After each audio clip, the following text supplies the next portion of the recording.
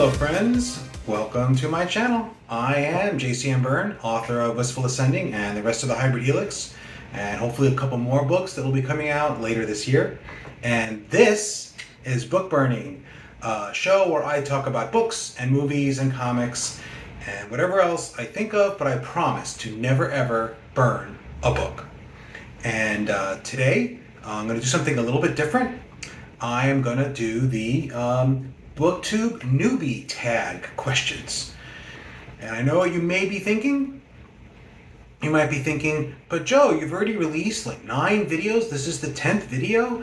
We've seen you on interviews. You're not a newbie anymore, dude. You can't do this. And I'm thinking, you're probably right, but I looked, and as far as I can tell, there are no legal requirements as to who can call themselves a newbie or use the newbie tag, and I haven't done it before. And now you might be thinking, well, Joe, why didn't you do it before? And I just had no idea it existed. And I saw another booktuber do the newbie tag, and I thought, well, that's really interesting. I should try that. And honestly, I just thought it'd be a little bit of fun. And if you don't agree, stop the video. Don't watch. But I'm going to answer these newbie tag questions and see if maybe someone finds this interesting. And maybe you won't. I don't know. I'm going to try.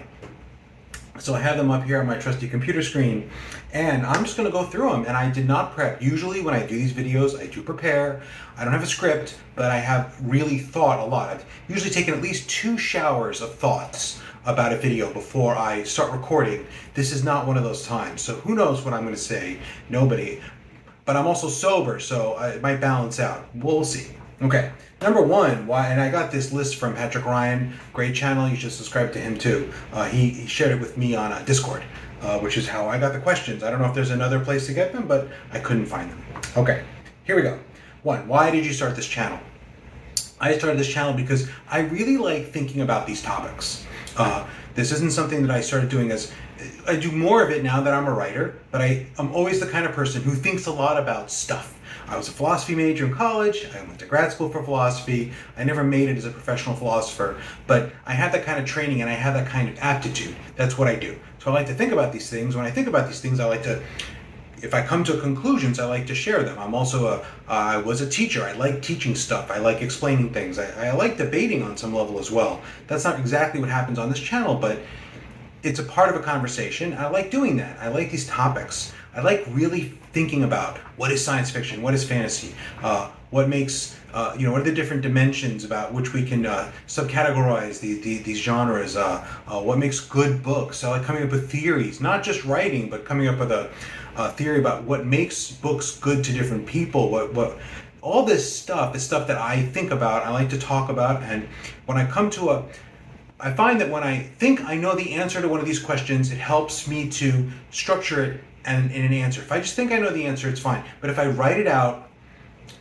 it works better. I come up with better counter arguments, and I come up with a more sophisticated response if I actually write it out point by point. And I can get much the same thing by talking it out. It has the same effect. So by actually explaining myself, it helps me understand it a little bit better. And I thought maybe other people would also be interested. Some people are. I'm getting some views, some subscribers. Thank you very much, everyone who's viewing and subscribing. I appreciate it. But I like to share and then hopefully create some conversation about these topics, because like I said, I like to think about and talk about these topics. They are interesting to me. So there we go. Okay. 2, what are some fun and unique things you can bring to Booktube? I have no idea. Fun and unique. Neither of those are things that describe me. Fun or unique. I'm the boring, safe one, I think. Ask my wife. Fun and unique things you can bring to Booktube. I think, okay, if I'm going to be a little arrogant, I think I am good at doing this analysis part, right? I'm good at parsing out genres. I'm good at figuring out theories and hypotheses and testing them rigorously. I'm trained in that. Like I said, a lot of years of philosophy training, and it is in my nature to do that. If you don't agree, I don't know what to tell you. You don't agree. I don't know how to prove, but I think I come up with some good and worthwhile answers that can be of use to other people. Is it fun? I don't know if it's fun. It's fun for me. I'm a little weird. Maybe it's not fun for you. Is it unique? I think it's different from what most people are doing. I think if you look at someone like Raf Blutax, he's definitely doing some more analytical work. He's doing it in a different way, more scholarship level than me, and also more with references to specific texts and less abstract in a sense, most of what he's doing. There are people certainly doing this, and I'm not certainly saying that I'm unique. I think I do it in a slightly unique way because we're all different people. I don't do things exactly the way Raph does, but, decide for yourself. Maybe not. 3, what are you most excited for about this new channel?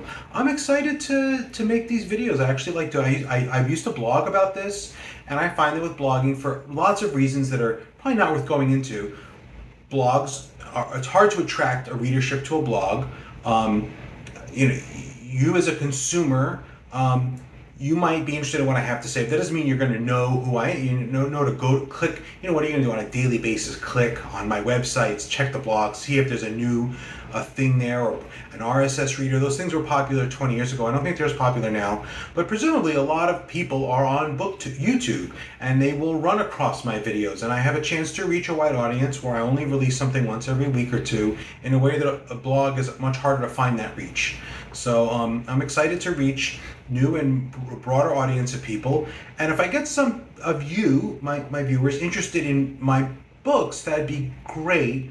But if I just get you interested in the conversations I'm having on this channel, that is also great. I don't need I'd like everyone to buy my books, but that's not my primary goal. It'd be a nice thing, but it's not my primary goal. Primary goal is to have conversations about, convey information, convey my thoughts about these topics. And if you want to know what the topics are, just go to the channel, look at the playlist. You can see the titles, right? You can see what I'm talking about if this is the first time you're seeing me. Why do you love reading?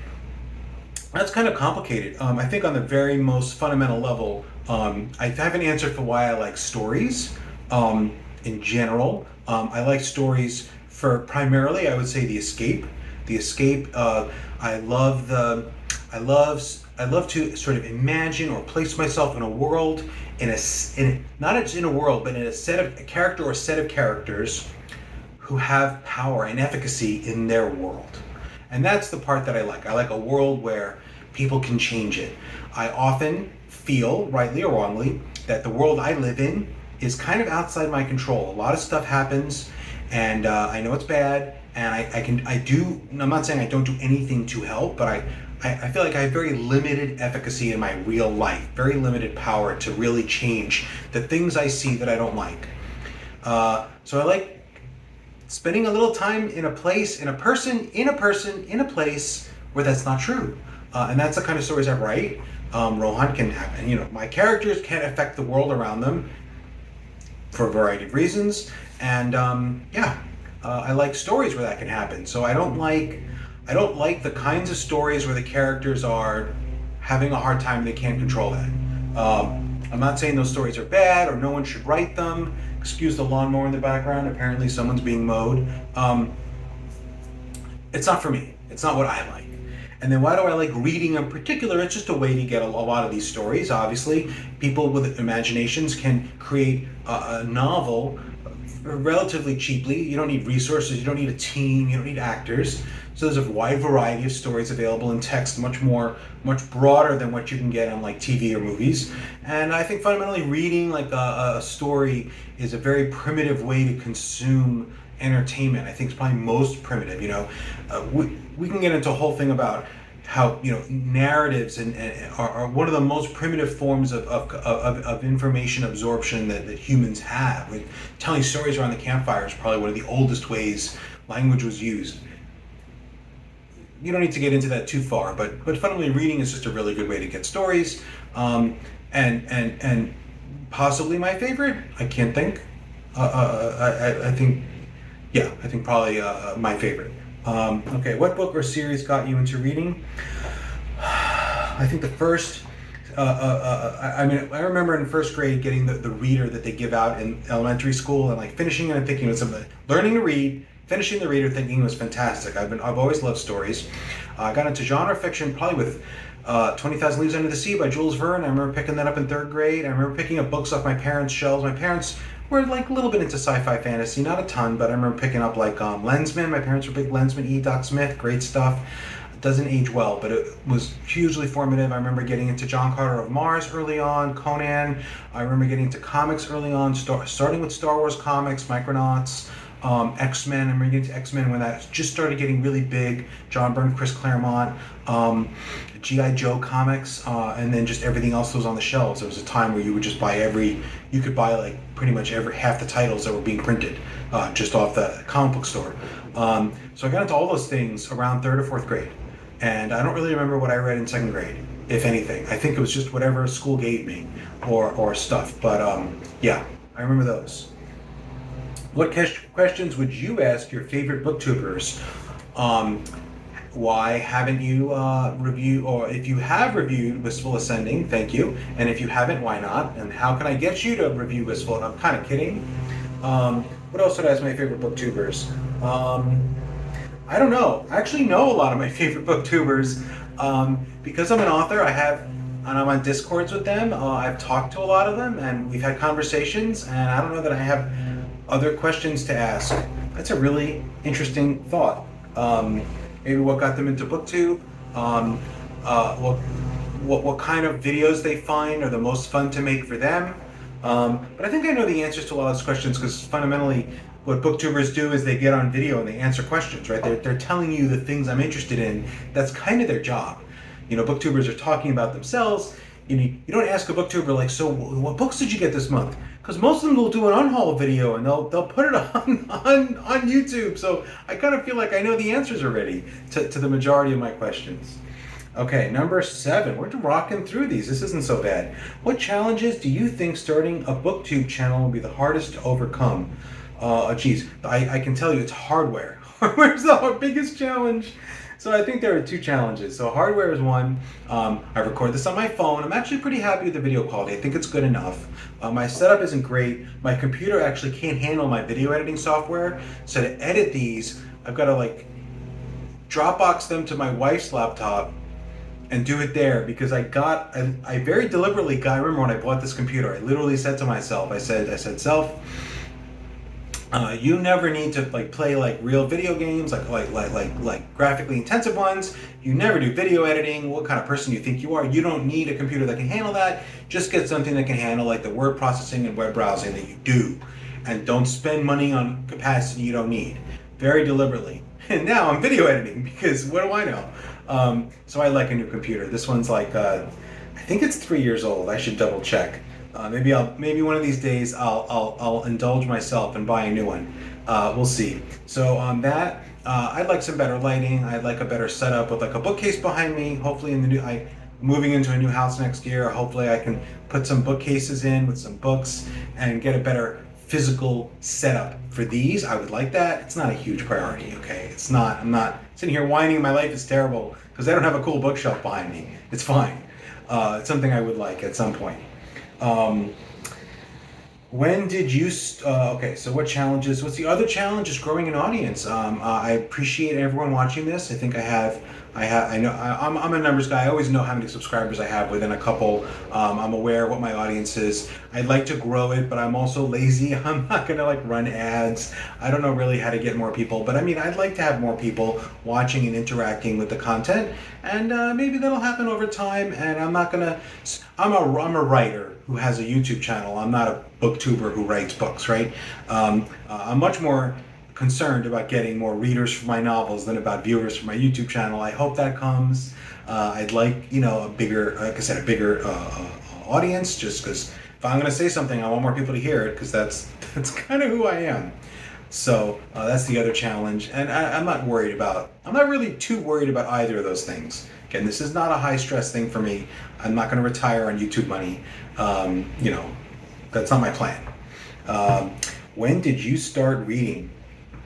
I think I said I really remember reading for pleasure as soon as I learned how to read. As soon as I learned how to read, first grade, I remember picking up books voluntarily, going through whatever books were around the house and trying to read them.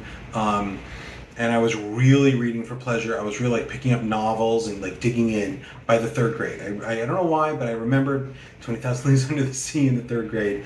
I was a fairly precocious reader, and and I've been reading for pleasure continuously since then.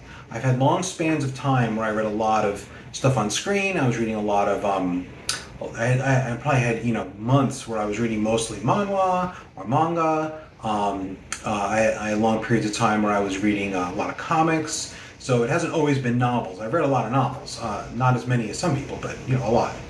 Um, where do you read?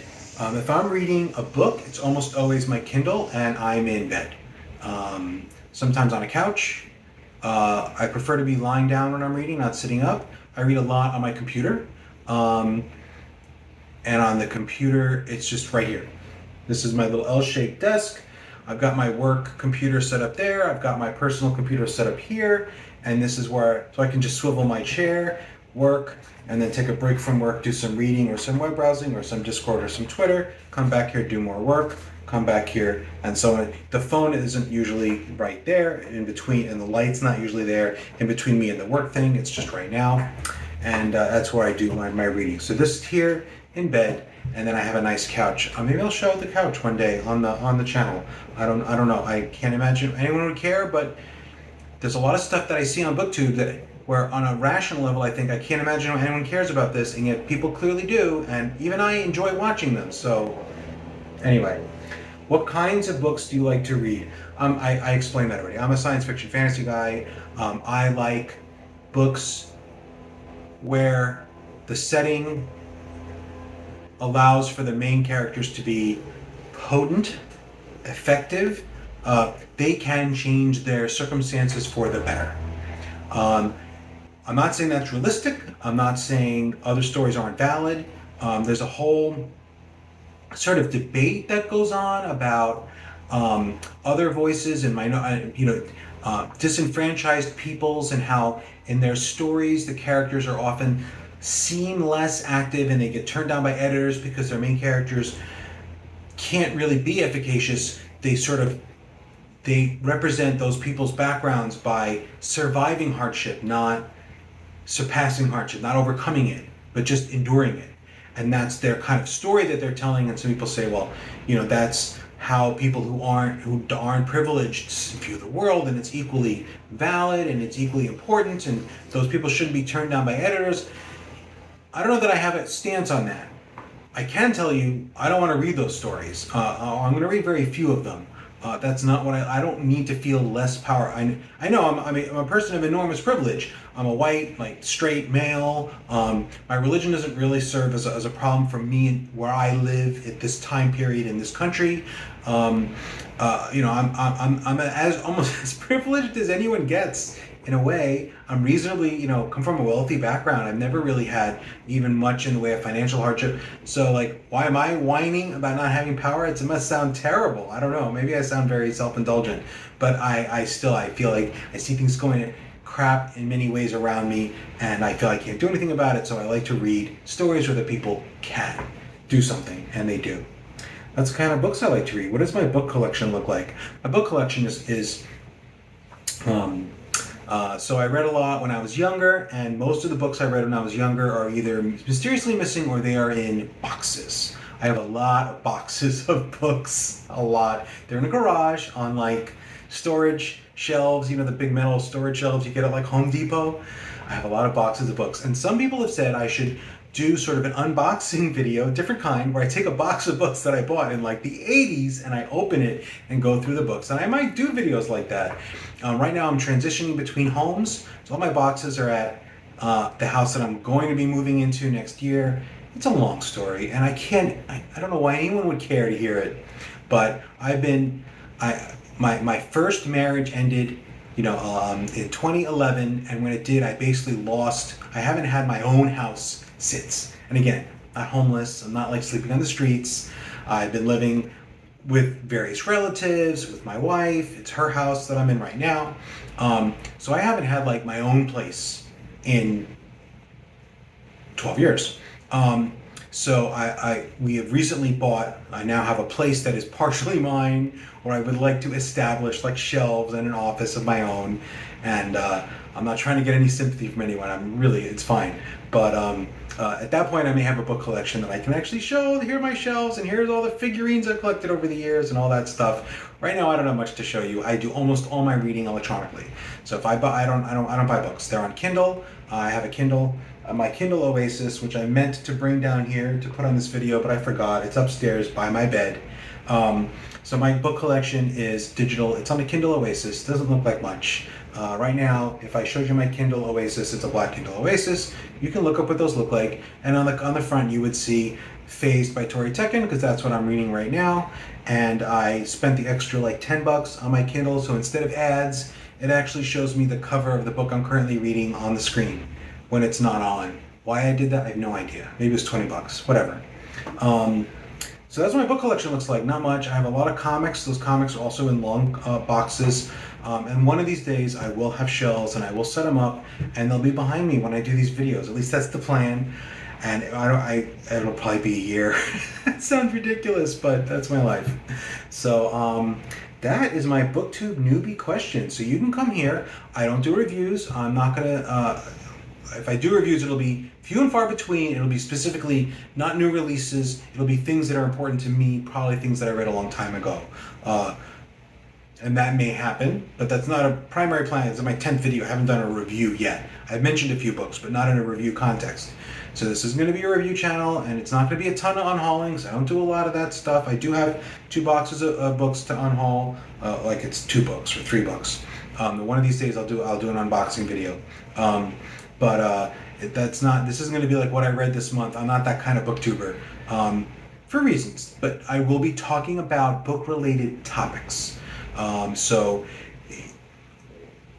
the easiest way for you to understand what I do, again, go to the YouTube, the channel page, look at the playlist.